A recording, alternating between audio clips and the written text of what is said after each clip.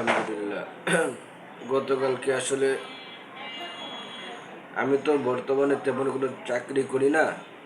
আসলে আমি প্রাইভেট টিউশনি করে আর কি আল্লাহ তাআলা আমাকে চালাইতেছে। আলহামদুলিল্লাহ, আমি আমার মাকে নিয়ে বর্তমানে ঢাকার শহরে ঘর ভাড়া থাকি এবং আমাদের মাসিক খরচ চলে, আল্লাহ চালায় টিউশনির টাকা দিয়ে।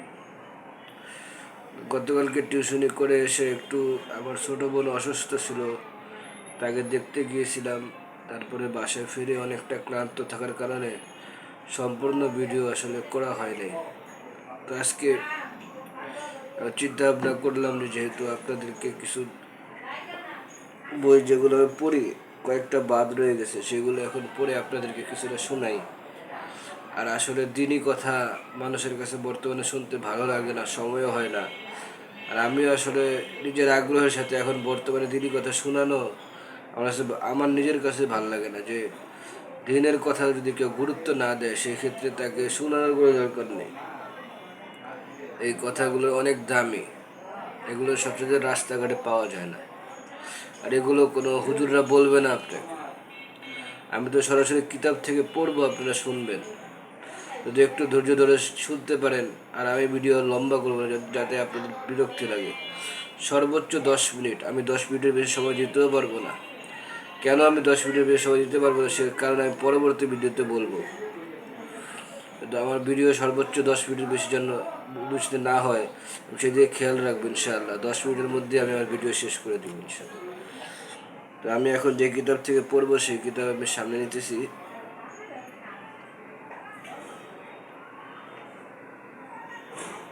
এই কিতাবের নামগুলোর উপরে আমি ভিডিও টাইটেলে দিয়ে দেবো। আপনাদের কোনো এই ব্যাপারে কোনো সংশয় করতে হবে না যে কোন কিতাব থেকে পড়ে, সেগুলোর নামও তো জানি না। অবশ্যই আপনারা জানতে পারবেন। আমি এই কিতাবের নামগুলো আপনাদের উল্লেখ করে দিব। আল্লাহুম্মা সাল্লি আলা মুহাম্মাদ ওয়া আলা আলি মুহাম্মাদ। বর্তমানে রজব মাস চলতেছে আরবি। সাধ্যমতো যারা পারি তারা তাদের আমলকে আগের চেয়ে কিছুটা হলে বাড়ানোর চেষ্টা করি। আল্লাহুম্মা বারিক লানা ফি রজব ওয়া শাবান ওয়া বাল্লিগনা রমাদান। এই দোয়া সবাই পড়ার চেষ্টা করি। আলহামদুলিল্লাহ, আমার বই ওপেন হয়ে গেছে, আমি এখন পড়তেছি।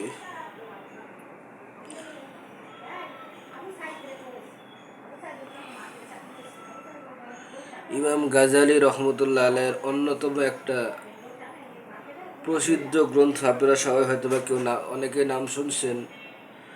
আমিও শোনার পরে আমি এই জিনিসটা এই কিতাবটার প্রতি আমার খুব আগ্রহ হয়েছে। সেটা হচ্ছে কিমিয়ায়ে সাআদাত, যার বাংলায় অর্থ সৌভাগ্যের পরশমণি।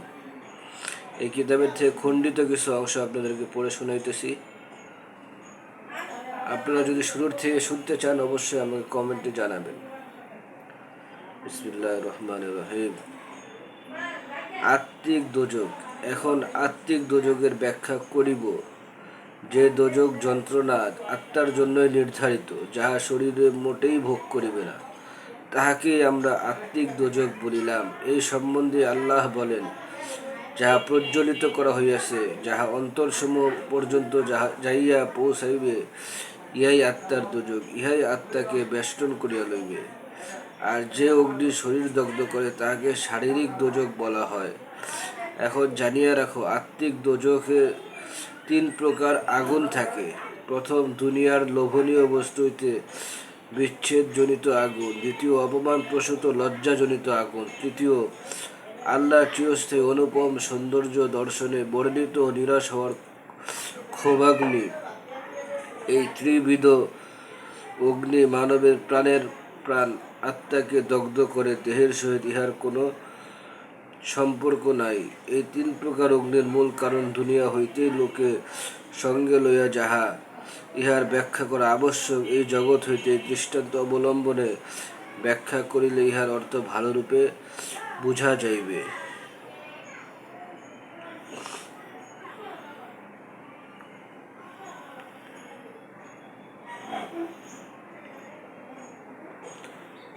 এখন যে কিতাব থেকে পড়ব সেই কিতাবের নাম হইতেছে আলোর রাজপথ, লিখছেন সাইয়েদ আবুল হাসান আলী নদভী রহমতুল্লাহ আলাই। সাহাবায়ে কেরামের জীবনের ক্ষুদ্র ক্ষুদ্র ঘটনাকে খুব চমৎকারভাবে ওনার ক্ষেত্রে উল্লেখ করছেন। আমি বিশ্বাস করি শুনলে আপনাদেরও ভালো লাগবে।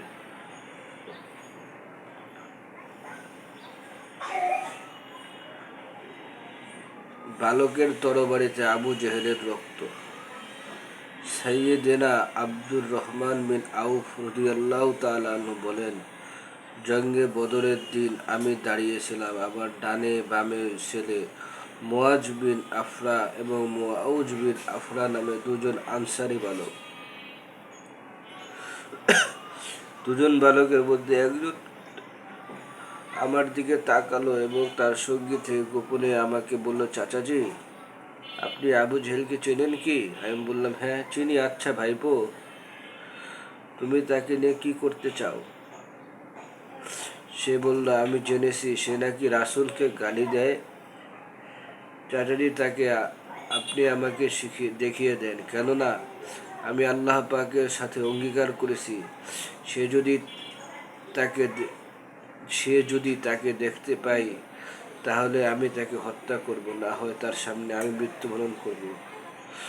অপর বালকটি তার সঙ্গী থেকে গোপনে আমাকে বলল, চাচাজি, আবু জেহেলকে কি আপনি আমাকে দেখিয়ে দিবেন, কেননা আমি আল্লাহর সাথে প্রতিজ্ঞা করেছি যদি আমি তাকে দেখতে পাই তাহলে আমি আবার তরবারি দিয়ে তাকে হত্যা করিয়ে ফেলব। এমন সময় হঠাৎ আমি দেখলাম আবু জেহেল প্রকাশ্যে এসেছে। আমি বললাম, তোমরা কি দেখতে পাওনি? ওই তো আবু জেহেল, এই তো নিন্দিত সেই লোকটি। অমনি দুটি বালক বাজ পাখির মতো তীব্র বেগে তার উপর ঝাঁপিয়ে পড়ে আঘাত করল। অতঃপর তারা নবীজি সাল্লাল্লাহু আলাইহি সাল্লামের কাছে চলে গেল, তাকে খবরটা জানালো। তিনি জিজ্ঞাসা করলেন, তোমাদের মধ্যে কে তাকে হত্যা করেছে? উভয়ের মধ্যে প্রত্যেকেই আমি তাকে হত্যা করেছি। তিনি বললেন, আচ্ছা, তোমরা কি তোমাদের উভয় তরবারি মুছে ফেলেছ? উভয় জবাব দিল, না। অতঃপর নবী সাল্লাল্লাহু আলাইহি সাল্লাম দুখানা তরবারি দেখলেন। তারপর তিনি বললেন, তোমরা দুজনেই তাকে হত্যা করেছো। আল্লাহু আকবার, চমৎকার ঘটনা। আর একটা কিতাব থেকে অল্প কিছু পড়ি, সেটা হচ্ছে আল্লামা ওয়াকিদি রহমতুল্লাহ আলাইহির সাহাবায়ে কেরামের জিহাদের ঘটনাগুলো উল্লেখ করে মরণজয়ী সাহাবী কিতাবের নাম। সেনাপতি ওয়ারদানের পুত্র হামদান নিহত। যুদ্ধ প্রচণ্ড রূপ নেয়। ওয়ারদানের পুত্র হামদান গিয়ে হযরত দিরারের উপর তীর নিক্ষেপ করে। তীর হযরত দিরারের ডান বাহুতে বিদ্ধ হয়। তিনি ব্যথা অনুভব করা সত্ত্বেও হামদানকে তার বর্শা দ্বারা আঘাত করেন। বর্শা তার বুকে বিদ্ধ হয়ে পিঠের হাড়ে আঘাত হানে। চেষ্টা করা সত্ত্বেও তা বের করা সম্ভব হলো না। ওরা সাহাবায়ে কেরামের জিহাদের ঘটনা। ঠিক আছে, আসলে আজকে আর বেশি পড়বো না। আমি চাই না ভিডিওগুলো আপনাদের কাছে বিরক্ত কারণে হোক। অল্প অল্প করে আপনাদের ভিতরে আগ্রহ সৃষ্টি করাই আমার উদ্দেশ্য। যদি আরও বেশি দীর্ঘ করতে হয় আপনারা আমাকে কমেন্টসে অবশ্যই জানাবেন যে আসলে আপনারা কীরকম কত সময় ব্যাপী ভিডিও যদি করি আপনারা ধৈর্যের সাথে দেখতে পারবেন বা শুনতে পারবেন, আমাকে জানাবেন। আসলে আপনাদের উপকারার্থেই আমি এই কিতাবগুলো অনলাইন তালিম বলা চলে শুরু করেছি ইনশাআল্লাহ। আপনারা যেরকম আমাকে রেসপন্স জানাবেন আমি সেভাবেই ভিডিও তৈরি করার চেষ্টা করব। যদিও আমি এই ক্ষেত্রে নতুন, তবে আমার সাধ্য অনুযায়ী চেষ্টা করব ভিডিওর কোয়ালিটি আরও উন্নত করে আপনাদেরকে প্রেজেন্ট করার জন্য ইনশাআল্লাহ। সবাই আমার জন্য দোয়া করবেন এবং আপনাদের সবার মন গলে যায় আমি দোয়া করি। ওমা আলাইনা ইল্লাল বালাগ। আসসালামু আলাইকুম।